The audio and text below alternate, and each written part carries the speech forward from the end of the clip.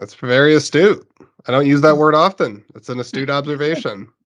Well, thought a lot about this movie. I mean, you're one. I mean, so I know you directed this, but you're a co-director, right? Because Alexandra and I co-directed it. That's right. So you guys both shared each other's brains during the process of making this. And I think Katie's point of like hope was something we really included, because whereas like I am so much more of a natural skeptic, but I still like totally challenge myself to step outside of my comfort zone and stretch myself spiritually, and like that can often be when we do experience the most growth. And I think that is like the means, the methodology, what's the end result, and like we sort of show, everyone has to sort of find their own way to it, but ultimately like being vulnerable in community is powerful. Yeah, no, for sure. We want to tell nihilistic stories because like the world is burning and drowning and it's a mess, and you know it can feel hopeless, but if we give over to that, then we're really effed. So we have to like press against the hard and look for the hope in order to somehow transcend. There's a whole separate conversation we could have on what you just said with the world essentially being a shitstorm that's on fire and all the bad stuff that's happening in it. My only small point that I'll pepper in on that is I definitely sound like the old man yelling at the clouds when I say this, because I've said it before in different context.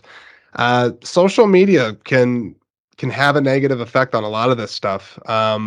It's not that different from like the old days of cable broadcast television news, where the bad stuff is what gets people's attention. And that's now been tenfold multiplied into all the different platforms that are out there. And, it's a slippery slope to be staring at your screen all day and seeing just bad, bad, bad, bad, bad, bad, bad. And then you're like, where's the good? And it makes you jaded and, the whole thing. So the point with all that being is that the community aspect that you're bringing up, I think that's something that people need to cherish and protect wherever they can, regardless of if it's in a wellness retreat or not. In-person community is absolutely vital if people are going to feel each other's humanity, I think. Yeah, and even in the film, I mean, it's like it's supposed to be an unplugging retreat, but like half the characters are incapable of that, and they like steal their phones back, or like they're all figuring out ways to not, to not go with that, like just for 1 week to be offline, but it's just like impossible. Right.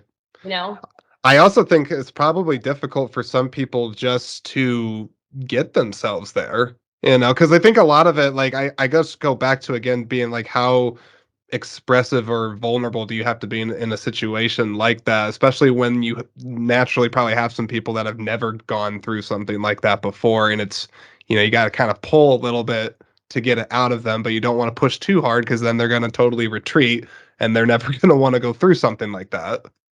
You mean like the retreat leader, like someone in like a position of pulling that out of people that go to a retreat? Yeah, for sure. I mean, because I would assume that the person that's doing that, I mean, I would certainly hope that they're in tune with the people that are actually participating there. They're being very observant of how they're responding to things and sort of, fine tuning their approach with the individual on that, should they even be able to do that. Because I don't know how much a person like that could work with you one-on-one, or if they just have to keep it very group mentality setting and kind of go from there. I mean, I think that's really going to depend on the retreat leader. That's true. I don't know. Yeah, Katie, do you want to? Well, and I think that, I mean, that presents such a huge conflict in the film with how Carrie is responding to the different reactions that she's getting, and it causes her quite a bit of pain, and she can't kind of she's having trouble holding everything together because of the reactions that she's getting, and she's being impacted by that. So it is, she's a part of this group as well, like not just the leader. She's in it. She's involved, and her emotions are being swung in all directions.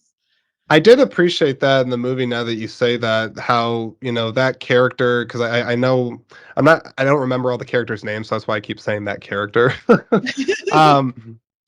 But I felt like there was definitely, some pushback against her. Some people being like, is this person really legit?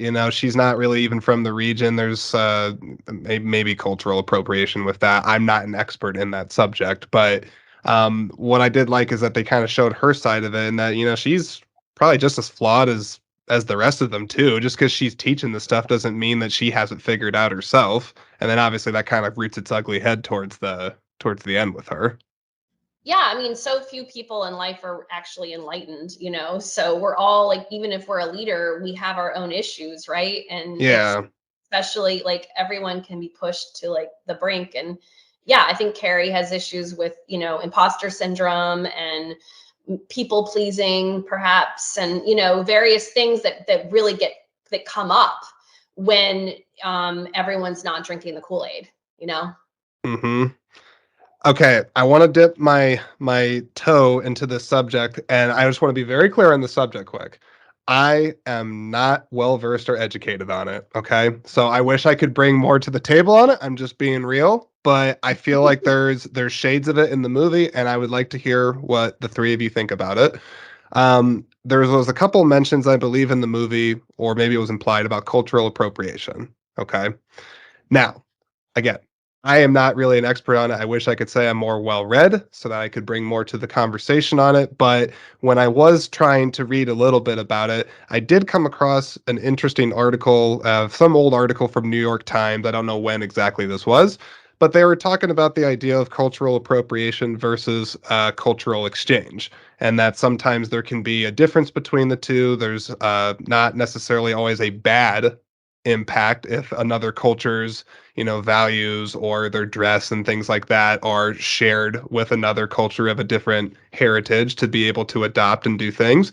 But then, of course, there's also the super grossly inappropriate line where people take it too far, and do things that have the negative connotation to that term, cultural appropriation. I think I'm saying that right. I'm impressed I even got that out. So I I just want to understand from each of your perspectives on this, just your thoughts on that subject within the context of unpacking, because I feel like there's some commentary there. I'll start on this. This is definitely like an intentional topic and a sensitive topic, like you're saying. And this was coming up also during like a really sensitive time in our country that we are working on this. But I guess my big first statement I want to make is like, we're not trying to make a stance on this one way or another. We're trying to ask the question you just asked, and like, what is the difference? And we're trying to open that question up to the audience so that people wrestle with it. And if you set out to travel somewhere else, or you set out to go on a retreat like this, like, make a little space and think about that.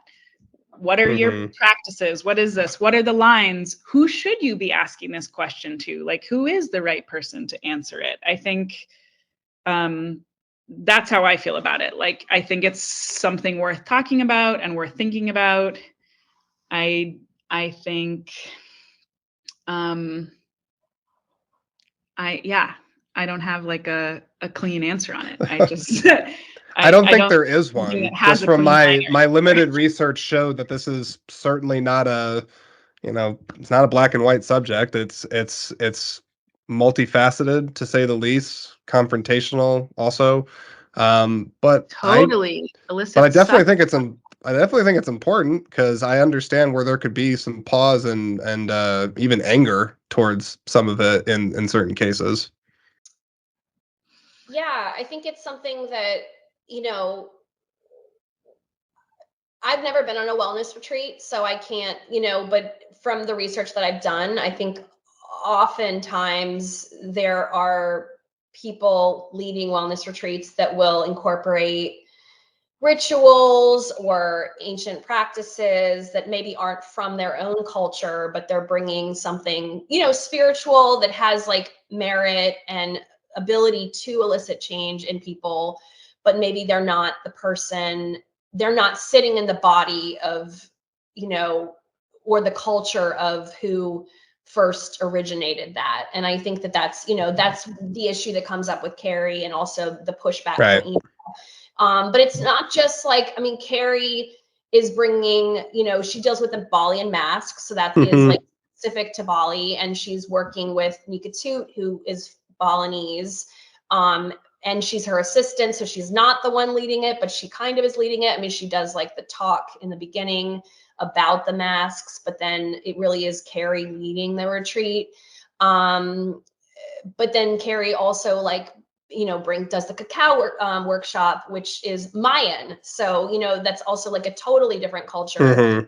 And I think like it is complicated, and I don't necessarily know, as someone that's not of any of those cultures, like I almost really think it's really specific to whoever that person is, that, like if you're sitting in a culture and you're offended by someone else who's not of that culture doing that thing, that's legit.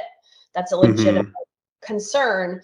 But it's also, I don't know, it's complicated, because does that mean that like anyone that's not Mayan can't drink cacao? Or, it's like it's a complicated thing that I think like it's important to honor and, pay homage and like talk about where these things come from. And maybe, if you do have someone in the space that is of that culture, maybe deferring to them, and I think there are mistakes that are made with Carrie.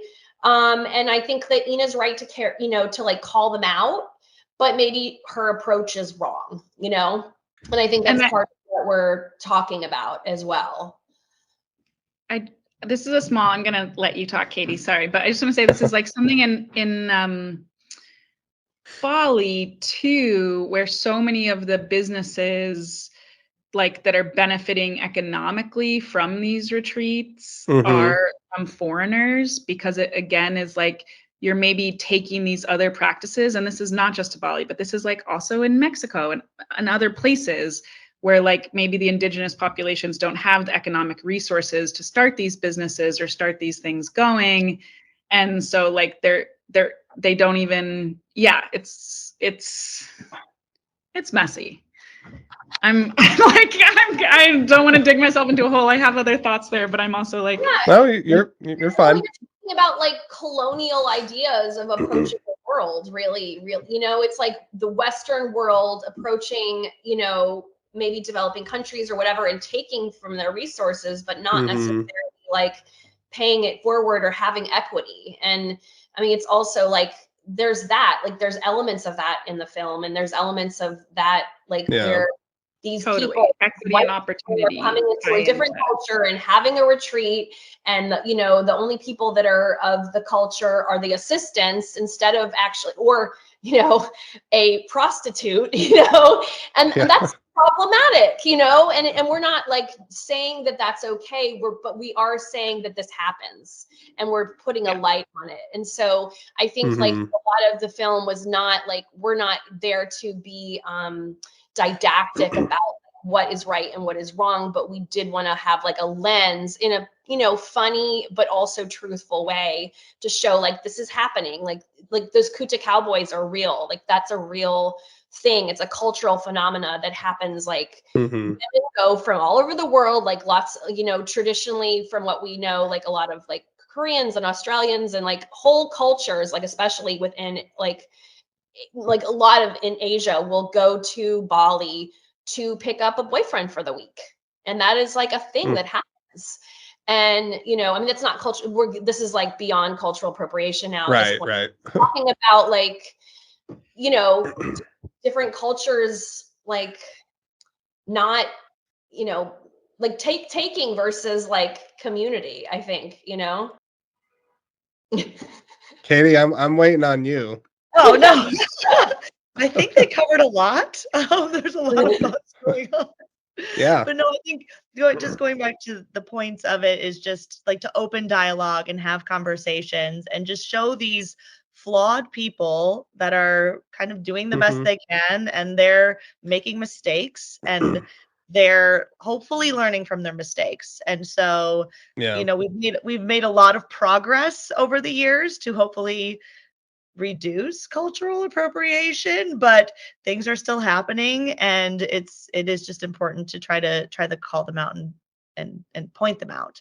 So I think we're just trying to shed a light, as I think one of you two said. The So- conversation never ends. It's like an Yeah. ongoing No, conversation. I don't think the conversation shouldn't end on it, because again, it's not clean. You know, this is a difficult thing to judge where the line's at, or if there is one in some cases. And I think it's also because like no one is one thing. Like this is an intersectional, like Sure. right, we're not just like, I don't know, like if you look at our DNA, like, we come from all kinds of different cultures, and like we sit in one culture, but I mean, it just is I think it's a very complicated issue that each like Yeah. has to be treated with nuance and respect every step of the way, like anything, like every Yeah. situation, you can't tell someone what to do until and that's why it's like judgment. Like a film is also about judgment, like Yeah. no one really has the right to judge, because they're not sitting in the shoes of whoever is going through that experience, and has the background that they have and the culture they have and all the things that you don't even know about them, or the moments that are happening between two people. I just think it's a very complicated thing that can't be like just summed up in like, this is right and this is wrong. No. I think something that the movie was making me think about, and I want to say one of the characters had this happen with it. It was possibly the Carrie character. That's the wellness instructor, right? Because wasn't it, like, correct me if I'm wrong, you should, I mean, of course you'll know, you've directed this.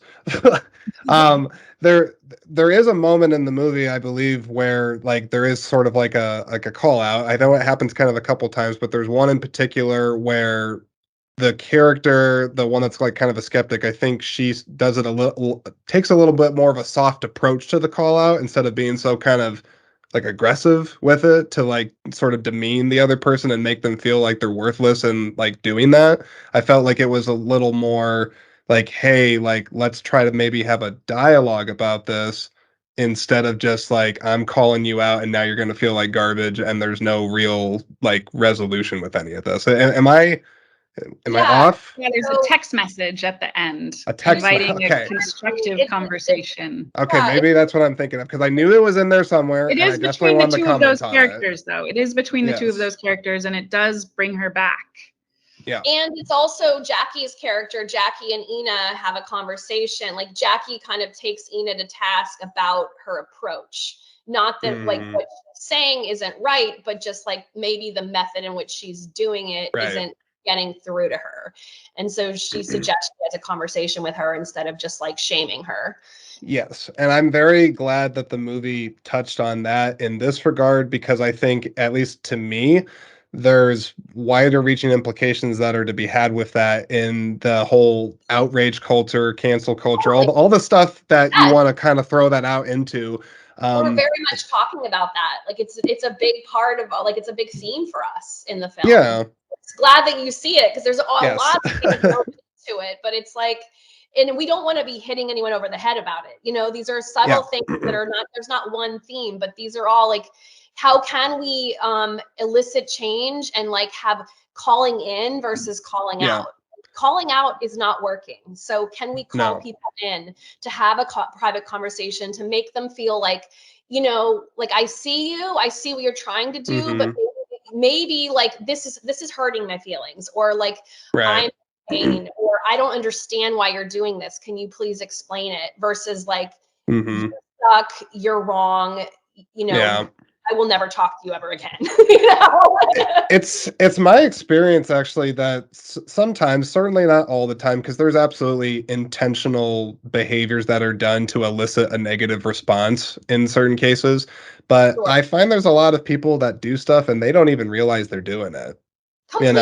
Like it's a completely unintentional thing, and it could just be because like they're doing 20 things, they do something, it's just in their subconscious from years ago, and it reveals itself, and then it's just like, oh wait, what did I do?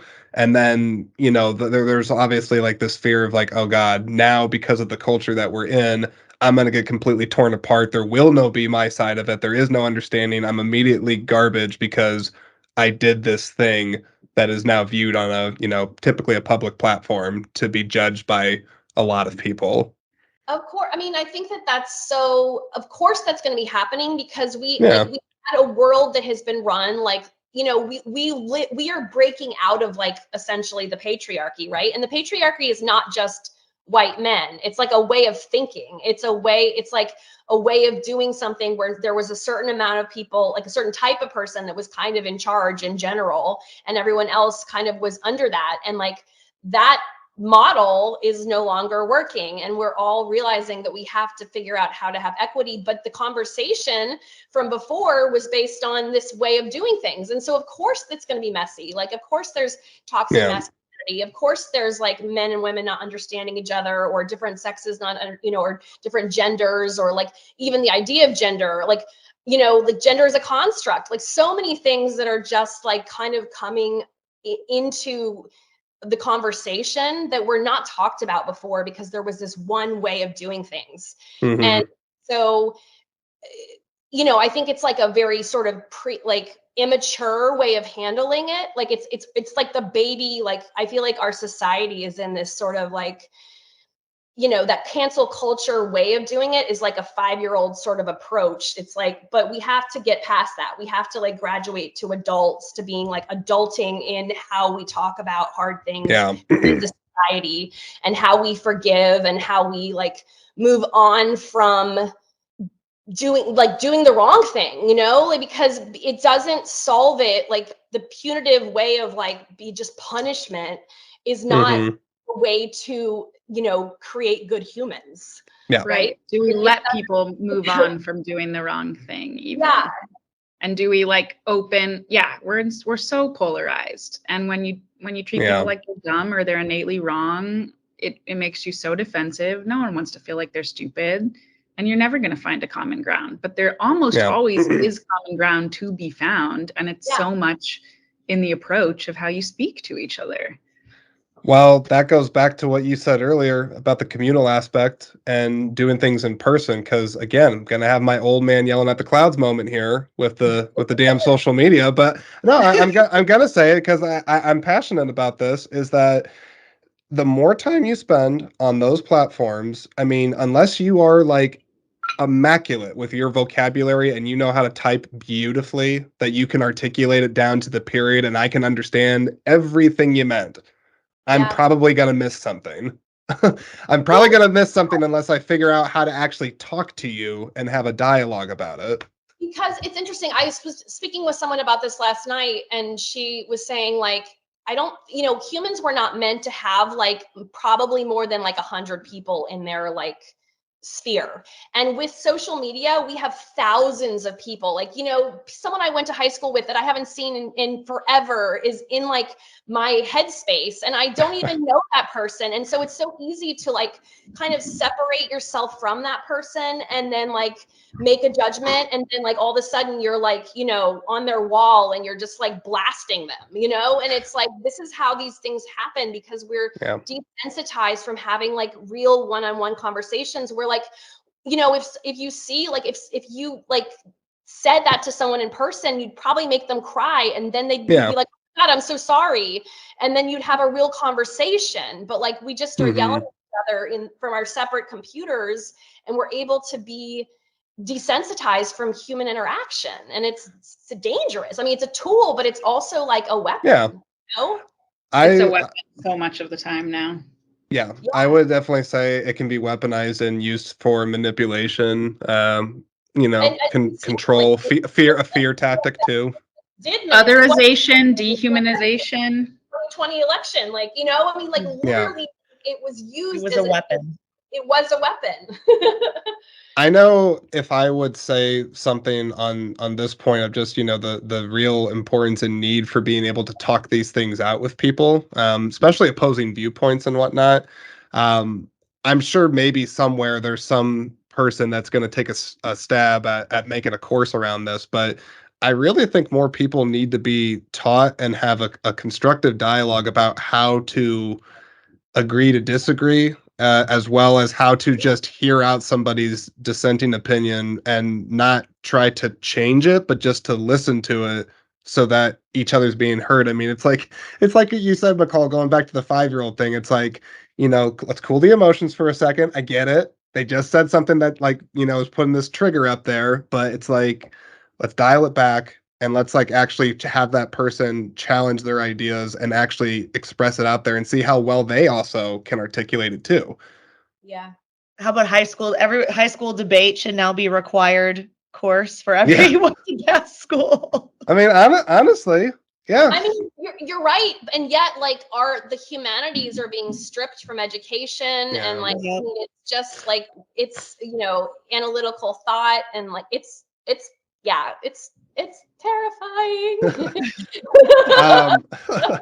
Well, so something I did want to ask, because I know you all mentioned at the start of this, I don't know if we were recording just yet, but you've talked on other podcasts, I know, about the film. I know that you've been at other festivals, screening it and doing some Q&As and things like that. I was curious what some of the most, common responses to your film has been. Has it taken a turn in the conversation to like, oh, wow, like they brought this thing up that I had no intention of bringing up at all, and now we're talking about this because of the movie? I mean, I think the nice thing about the movie is like it is so ensemble. So there's a lot of different stories being explored. And I think probably our most common theme, like feedback, is that like no one resonates with the same thing. Like different people are drawn to different characters and different storylines. So there's many ways audiences can and have connected, and it's actually been pretty nice for us to hear like, I connected to Alice, I connected to Jackie, I really connected to the sister dynamic, I really connected to imposter syndrome. I think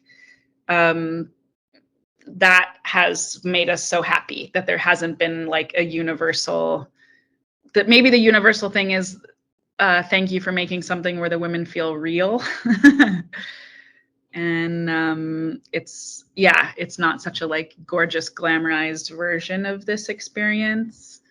Do you think that that's an issue sometimes, like in depiction of women in either movies that are dealing with a similar subject matter, or just are you kind of talking like across the board with like women depictions in movies? I mean, I think with like outside of the more Hollywood you get with films, I mean, it's just like a great comment that I received from a friend is she's a Zoomer. She's like in her mid-20s, and she was like, I've never seen women on screen that weren't sexualized. She's like, they're not like, they're all like they're they're pretty, they're beautiful, but they look real, and they're not like they're not like perfect. And it's so normalized in Hollywood to see like these, everyone is this perfect looking person, or if there's not, they're like the best friend, or like, they're like, or they're, or that's the joke about the person, if whatever the thing is, and I mean, it's happening less and less, but it's definitely like problematic. Like, the way women are depicted is very problematic. And I mean, it's even in terms of like extras. I mean, like the Gina Davis Institute, it has this whole like gender study of film, and if even extras in movies, the default is a man. So like, unless someone writes it into the script that it will be a woman, like they'll more often fill it with people in the background that are men. It's just like the default. And or the Bechdel, like another really great comment we've gotten is that the film, like, what did someone say at a festival a couple weeks ago? They said this is the most Bechdel approved film I've ever seen. Because what does that mean? So the Bechdel test is a test that you can apply to films. It's very simple. You have to have two women in at least one scene in a movie talking about something other than a man. And like, that's literally it. Fail. 70% of movies fail that test. It's Oh, like, God. The statistics are better now because like in the last 10 years, we have like we have protagonists, we have like Jennifer Lawrence, and we have people that are they're opening movies that are women. But even like if you talk about 10 years ago, you're not even like having female protagonists, so like how is there even ever hope that like, but to have a protagonist where it's not like she's focused on a man or there's a love interest, like it is a movie filled with women, and they're not, there's a man that is, is causing some drama in the movie, and it's not just and there's other men that are mentioned, but there's lots of intimate conversations that are had that have nothing to do with a man. And like to have one scene in a movie, there's like usually 50 scenes in a movie, like that's absurd. And it's like angry, but it's our norm. You didn't even know about it or think about it. And it's no fault of yours because it's the way we've been conditioned in society, but that is a problem. It's like representation matters, and so that was like a huge compliment for me, just to like, just to hear that, or to hear what my friend Vita said. Like these things need to be seen, Mm-hmm. Well, now, excuse me. So say one more time. What is that test called again? The Bechdel test. Well, because now my movie collection is going to go through the Bechdel test, because I bet I probably own a fair amount of those movies that are doing exactly what you just said. Yeah, I mean, any war movie. That's most of the movies that have been made up until like the last, man. I mean, even the last 10 years, but like it's getting better and better, but it's still like not the norm. And I guess how do you sort of change the narrative on that, other than just talking about it like what we're doing right now?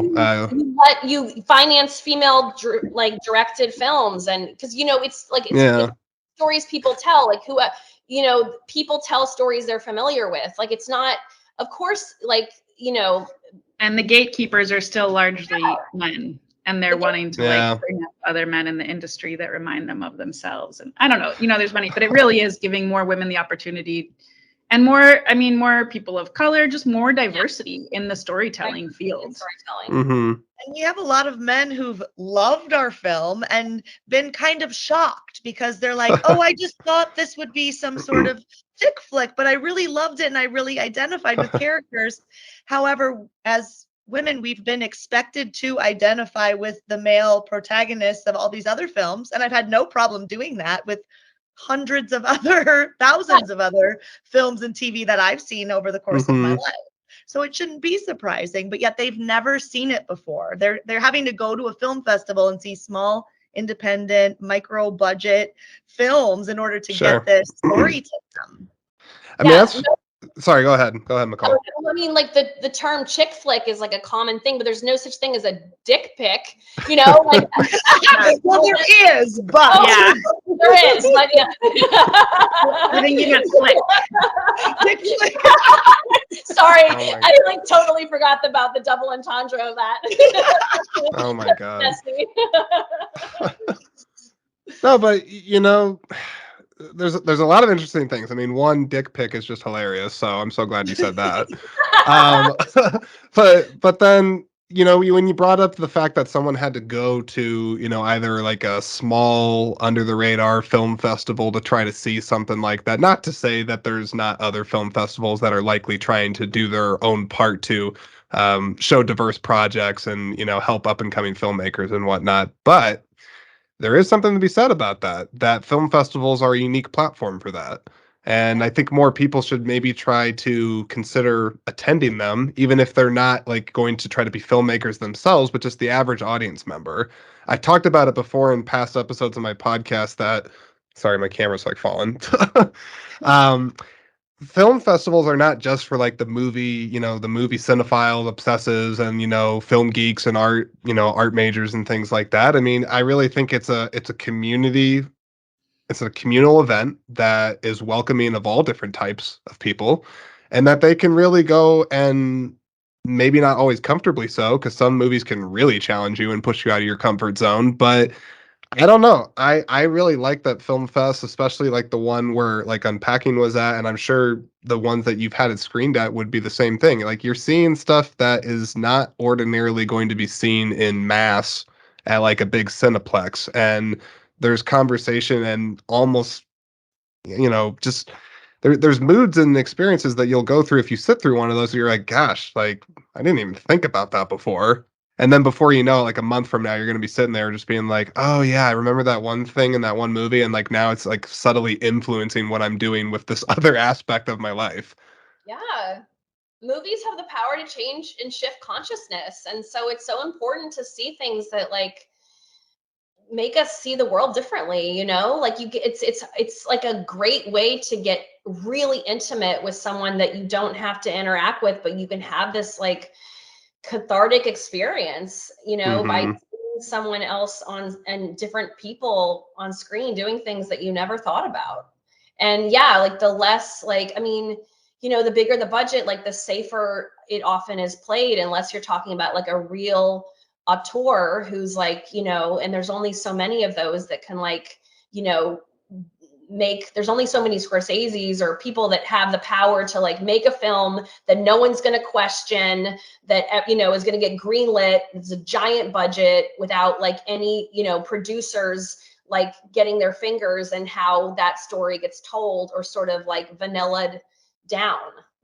I'd say there are so many more women capable of making those movies, like Greta Gerwig just showed us this summer. Like, she started in the indie scene in such small movies, and just the opportunity to work with that sort of budget is like almost inaccessible to almost all women. Like, if a handful of those films get made every year, it's like maybe one woman is getting a shot every year or every few years.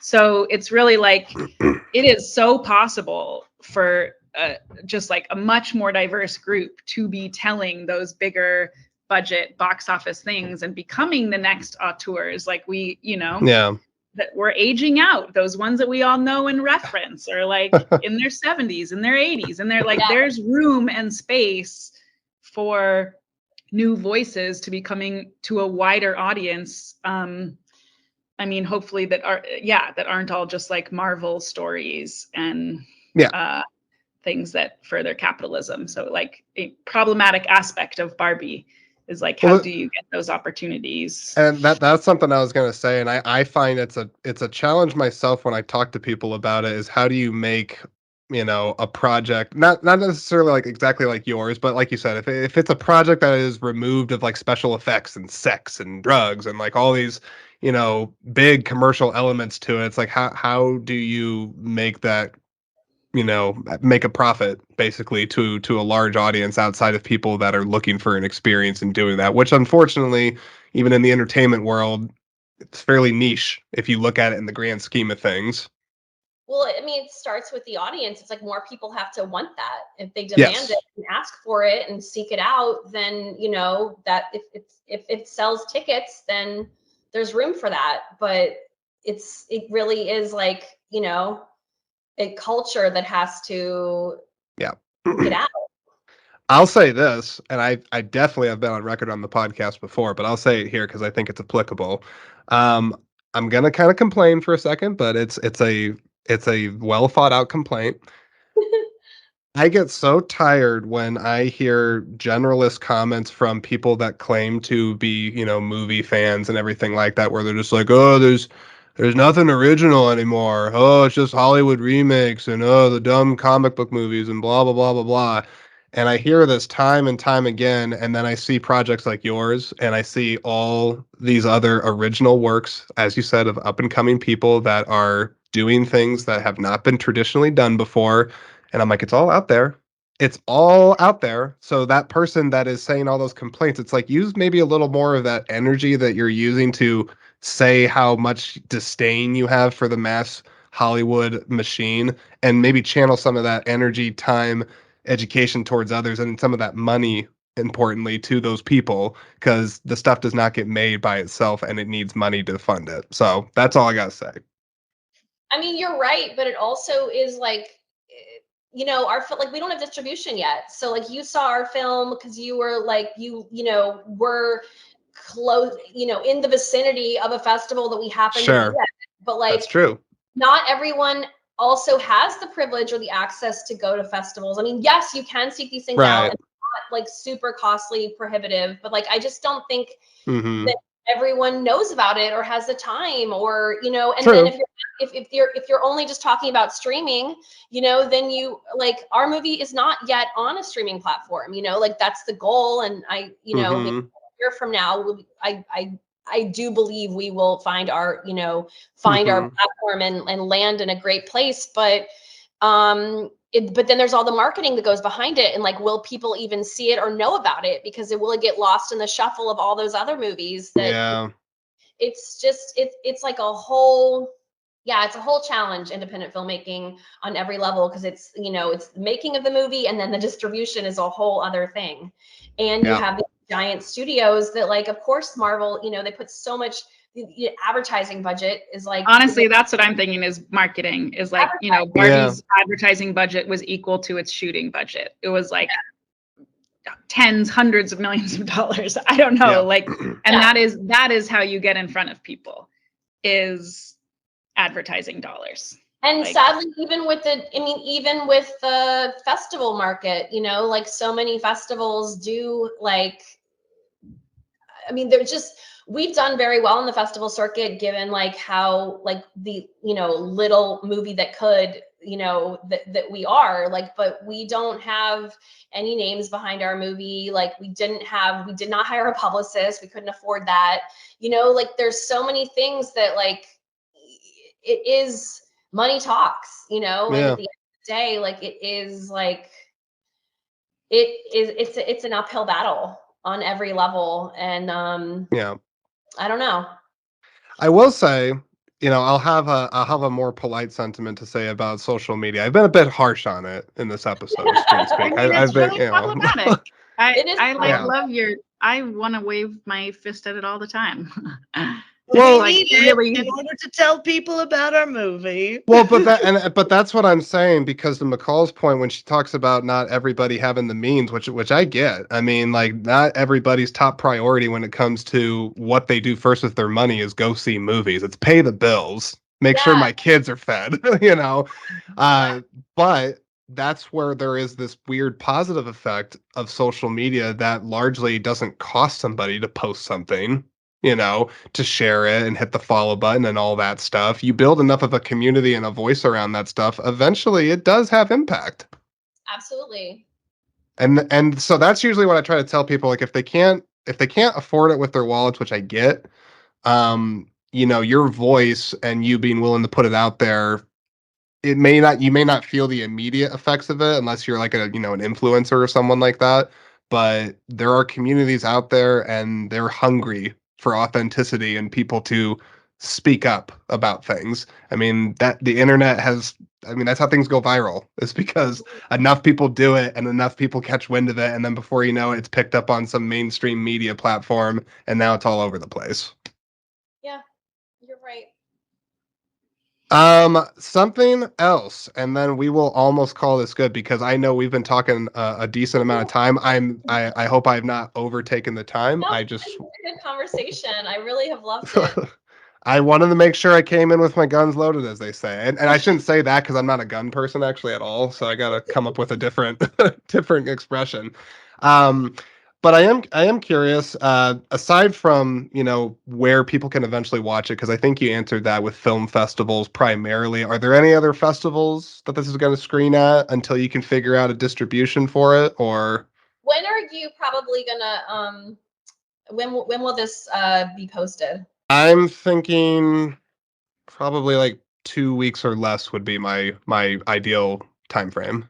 Okay, so probably not that we know of right now. We are screening at a festival in 2 days, but I think you probably won't be up in 2 days. We're screening in India.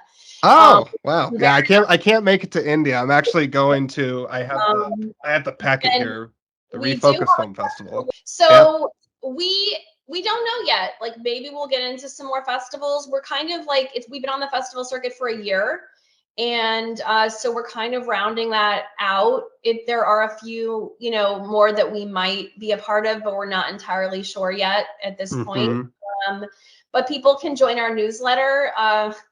They can go to unpackingmovie.com and follow us, and they can go to Unpacking Movie on Instagram and follow us. And like, if they go to the link tree there, there'll be updates. So they can kind of follow our journey. And, we're always posting if there is a festival that we're going to. And we'll definitely be posting when we get distribution and people can see it with a larger audience. And we're releasing a new trailer soon, so they can see that. Nice. And and get excited about the movie. So last question, very last question. And I try to always save a fun one or two towards the end. Sequel? Ever? Is that possible? I'm gunning for this. You know, you're not a lot of people ask about it, which is really hard. I have no idea, but like people do ask about it a lot, which so who knows? You know, certainly if like someone gave us the money to make a sequel, I don't think we'd be opposed to it. Well, and I actually wonder too, because I mean, smaller projects like yours, I can't imagine ones like it will often actually see sequels because, it was already a challenge enough to, get all the funding and the people together and whatnot. So I would be curious how often that actually happens. Well, I mean, I guess like the best example of something like ours would be like My Big Fat Greek Wedding. Oh, yeah. That was an independent film that was like really like was one of those like little movie that like really made big and good. And then there was like 3 movies there's like 3 of them, right? So I feel like there needs to be like a production company called that, Little Movies That Could. Like I could see that. I always refer to it. I think of like the Avengers, and I just think of our movie. I like often will write that in like a social media post because I think it's true. It's like this. I'm very proud of it, but it has been. Yeah, it's like it really is. It's going up the hill. It thinks it can, and it does. Last question. I swear to God, I have a bad tendency to this, but I actually mean it this time. I swear. So I want an answer from each one of you. Don't think about it too much. But if you could exist or live in a fictional movie universe, what would it be? Oh my God. So, it could be like Harry Potter, it could be Jurassic Park, running away from dinosaurs. I don't think you'd want to do that, but maybe. I'm actually wearing a Gryffindor t-shirt right now, so. Oh, okay. Yeah, right on. Gryffindor. Is that what you would choose, Harry Potter? Cool. No, it's a little too, I mean, there's like wars going on during that. I know. That's everything I'm thinking of. I'm like, way too dark. I want a happy life. It'd probably have to be like some sort of children's movie because like so many movies are like so heavy, like what universe would I like? There's so much conflict in like so many of them. So what would be That's everything I'm thinking of. Same page. I'm just like too dark. Would never choose I that. go to My Big Fat Greek Wedding universe, and I'll bring it to that. You're right. It would have to be some sort of like romantic comedy or like it'd have to be. Oh. Like a Paradise that we talked about at the beginning. They went to Bali. If you say like romantic comedies that are like light and fluffy where it's likely a safe world, I mean like Nancy Meyers movies kind of come to mind for me because all her characters are extremely well off and just having marital problems and stuff, but like but it always wrestler works lives seem out, okay. Right? Yeah, Nancy Meyers, I think you're onto something. That's really hard. I know. I'm like somewhere where different enough for my life. Yeah. I keep wanting to say Under the Tuscan Sun, but I can't remember any plot points of that movie other than Italy. Other than it's Under the Tuscan Sun, which sounds is that a Diane Lane movie? Yeah, a lot of long dinners with artistic friends. I'm like, that sounds really nice. That's great. Shout out to Under the Tuscan Sun. Really be like, would I want to live in that world? Really, I just would like swimming in the ocean, long dinners with creative friends. That would be cool. That'd be cool. Obviously, intellectually stimulating for sure. Mm-hmm. I always feel like I hearken to science fiction stuff just purely because I like all the gadgets and I want the flying cars. I want to teleport. I want to talk to aliens. I want the whole thing. But usually in a lot of those worlds, there's also a lot of war and like not good things happening. Terrifying. Yeah, I'm like, that would be. Or if it's like Blade Runner, it's very sad and rainy. It's such a hard question. I don't even know. It's tricky.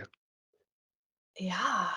I know. I'm trying to think of that too, because I can also really love sci-fi, but I'm like, what is something that is not like, doesn't seem like actually a world I'd really never want to live in. I don't know. Food for thought. Post episode, you'll just think about it like a couple days later, and then you'll send me a message and be like, I thought of it. Post it in show notes. Or were we supposed to say the Unpacking world so we can go back for part 2? Oh, yeah, there you go. Very subtle plug right there.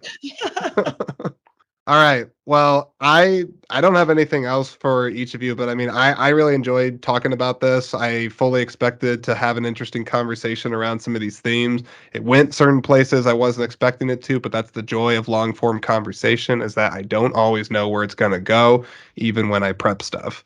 But to anybody that is listening, I would absolutely say when this movie, I'm going to say when, it's not if, it's when it gets the distribution, people should see it. Because I'll be perfectly honest with everybody in my listening audience right now. This, if I hadn't seen this at a film festival, am I gonna pretend that this is a movie I would have probably tried to like really go out of my way of to track down and watch? No. To be honest, no, because I am probably not the ideal demographic for this movie.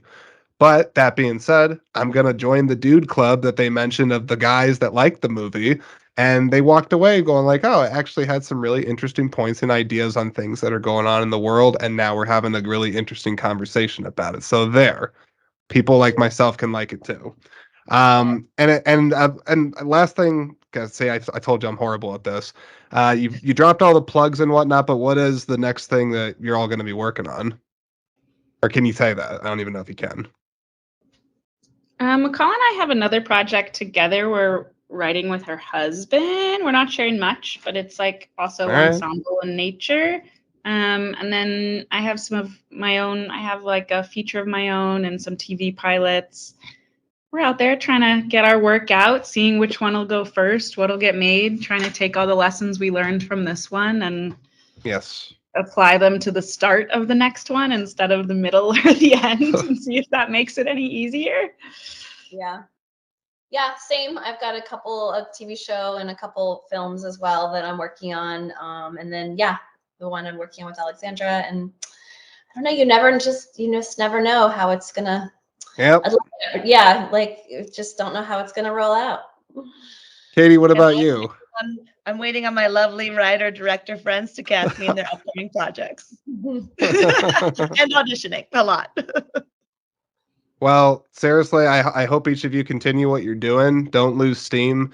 It's always something I'm passionate about on the podcast, as well as understanding that sometimes the creative road is a lonely one and it can be daunting, and not everyone's always going to believe in the efforts that you're trying to put forth. But take it from the guy in Iowa that likes your movie and is enjoying to, promote it on his podcast. But I enjoy what you're doing. I think you should continue to do it and continue to challenge people's mindsets and hopefully have them have interesting and lively conversations that help expand their heads.